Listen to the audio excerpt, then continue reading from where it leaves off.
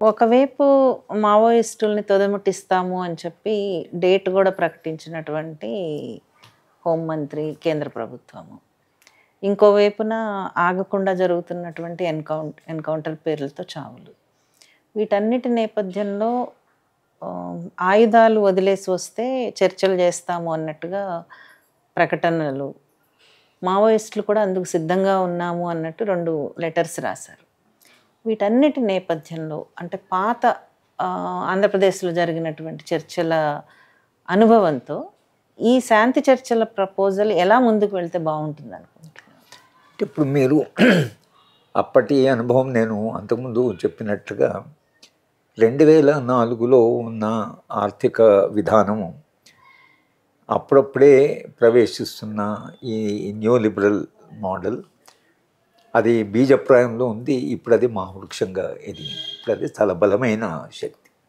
వాళ్ళకి ఖనిజ వనరులు కావాలి, వేగంగా ఖనిజ వనరులు తోవుకోవాలి, లాభాలు పెంచుకోవాలి. ఈ అంతర్జాతీయ కార్పొరేట్ వ్యవస్థలు కూడా వాళ్ళకు కూడా వీటి మీద చాలా ఒక కన్ను ఉంది వాళ్ళు. ఎందుకంటే ట్రంప్ పద్ధతి కూడా ఎక్కడ ఉన్న వనరులు మేము అక్కడ తీసుకుంటామని. కనుక అంతర్జాతీయంగా జాతీయంగా ఇవాళ ఆర్థిక అభివృద్ధి నమూనా 2004కి ఇప్పటికి చాలా తేడా ఉంది. రెండవది, అప్పుడు శాంతి చర్చలు కేవలం రాష్ట్ర స్థాయిలోనే జరిగాయి. అప్పుడు కూడా రాష్ట్ర నాయకత్వమే అటైనా ఇటైనా రాష్ట్ర నాయకత్వమే మాట్లాడింది.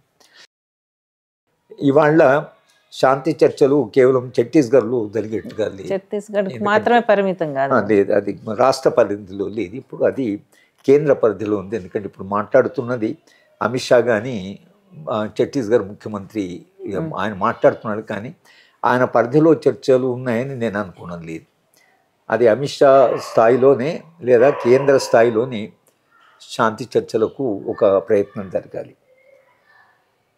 మావోయిస్ట్ పార్టీ సెంట్రల్ కమిటీ ఇచ్చారు, రాష్ట్ర కమిటీ కాకుండా.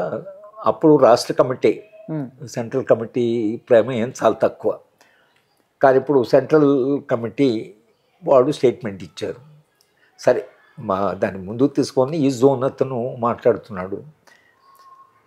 కానీ ప్రభుత్వము శాంతి చర్చల యొక్క ఒక ప్రయత్నం జరుగుతున్నప్పుడు చూద్దాం ఏం జరుగుతుందో అని కాకుండా వాళ్ళు ఏ లక్ష్యం పెట్టుకున్నారో ఆ లక్ష్యం అయిపోతున్నారు. అది జార్ఖండ్లో జరిగింది కానీ ఇవాళ ఛత్తీస్గఢ్లో జరిగిన సంఘటన కానీ వాళ్ళు దీనికి స్పందిస్తున్నట్టుగా కానీ వాళ్ళ వ్యూహాన్ని కొంత మార్చుకున్నట్టుగా కానీ మనకు కనిపించడం లేదు. అంటే వాళ్ళ వ్యూహానికి అదొక అడ్డంగా, వాళ్ళ వ్యూహం అంతా మొత్తంగా ఈ ఉద్యమాలని భౌతికంగా నిర్మూలించారు. కానీ దీంట్లో ఉండే 2 అంశాలు, ఒకటి ఈ మొత్తము జరుగుతున్నటువంటి యుద్ధంలో ఉండేటువంటి మావోయిస్ట్ పార్టీ కానీ కేంద్ర ప్రభుత్వము బలగాలు కానీ కాకుండా అమాయకమైన ఆదివాసీలు, చిన్నపిల్లలు, మహిళలు, వృద్ధులు అందరూ కూడా వాళ్ళు కూడా దీంట్లో ఈ వలయంలో చిక్కుకుపోయారు. ఇవాళ సమాజంలో మాట్లాడవలసింది మావోయిస్టుల లేక కేంద్ర ప్రభుత్వాన్ని కాకుండా ప్రాణ నష్టం అనేది వాళ్ళ విపరీతంగా ఆదివాసుల మీద జరుగుతున్నది అనేది ఒకటి. ఆదివాసీ పోరాటాన్ని మేము అణిచివేయగలము అని అంటే అణిచివేయవచ్చు. అట్లా అణిచివేసిన బిర్సా ముండా దగ్గర నుంచి అన్నీ అణిచివేసిన ఉద్యమాలు. అణిచివేసినంత మాత్రాన అవి పూర్తిగా ఆగిపోతాయి అనేది అది చారిత్రక వాస్తవం కాదు. మళ్ళీ ఏదో ఒక రూపంలో సమస్యలున్నంత వరకు ఉద్యమాలు వస్తుంటాయి. ఇది ఇవాళ ప్రారంభమైన ఉద్యమం కాదు, 200 ఏళ్ళ నుంచి జరుగుతున్నది. దాని కొనసాగింపు ఇప్పుడు జరుగుతున్న ఉద్యమం. ఇవాళ నిజంగానే కేంద్ర ప్రభుత్వము పూర్తిగా సక్సెస్ఫుల్ అయినా ఈ ఉద్యమాలు పూర్తిగా వచ్చే తరానికి రాబోయే కాలంలో ఇదే అంతిమ పరిష్కారం అనేది చరిత్ర తెలిసిన వాళ్ళు ఎవరైనా చరిత్ర ఇక్కడ ఆగిపోదు, చరిత్ర ఇంకా పోతూనే ఉంటుంది. ఈ తరం కాకపోతే ఇంకో తరం.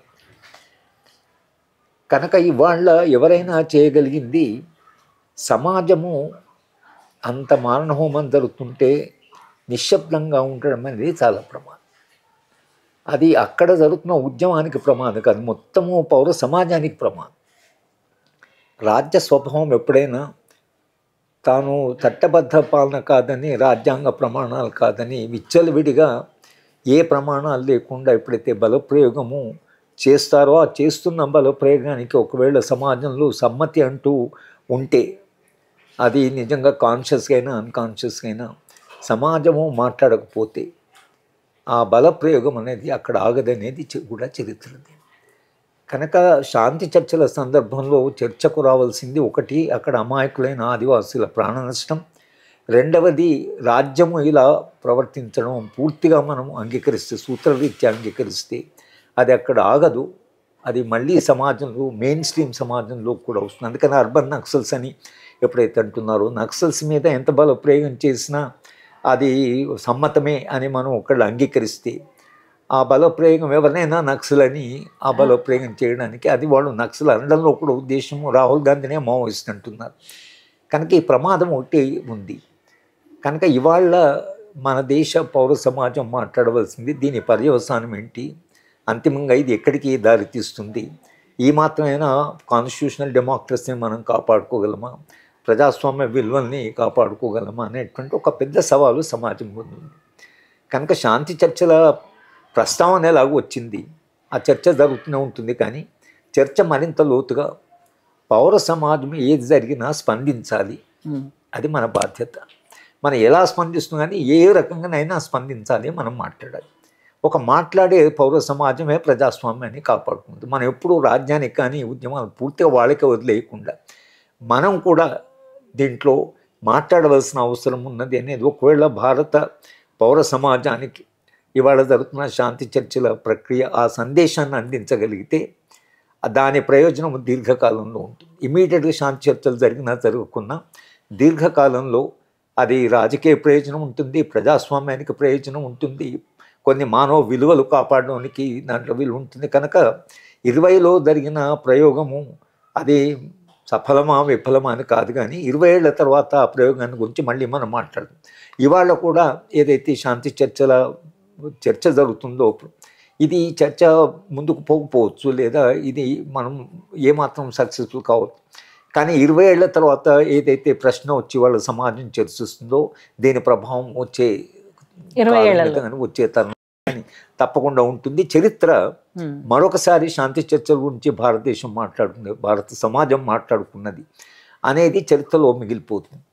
నిజంగానే కేంద్ర ప్రభుత్వం పునరాలోచించి లేదా ఆదివాసీలు వాళ్ళ ప్రాణపోతున్నాయి లేదా సమాజంలో ఒక నిరసన వస్తున్నది అని దానికి వాళ్ళు ఏమైనా స్పందించి కాస్త తగ్గుతారా అనేది, అంటే మనం ఇప్పుడైతే మనం దాని గురించి ఆశించేట్టుగా లేదు. కానీ నేను చెప్పినట్లుగా గ్రామ్సీ చెప్పినట్లుగా optimism of the will, pessimism of the ఇంటలెక్చువల్గా చూస్తే మాత్రము మనకేమి అసలు అంటే ఇది జరగగలదు అనే విశ్వాసం కలగండి.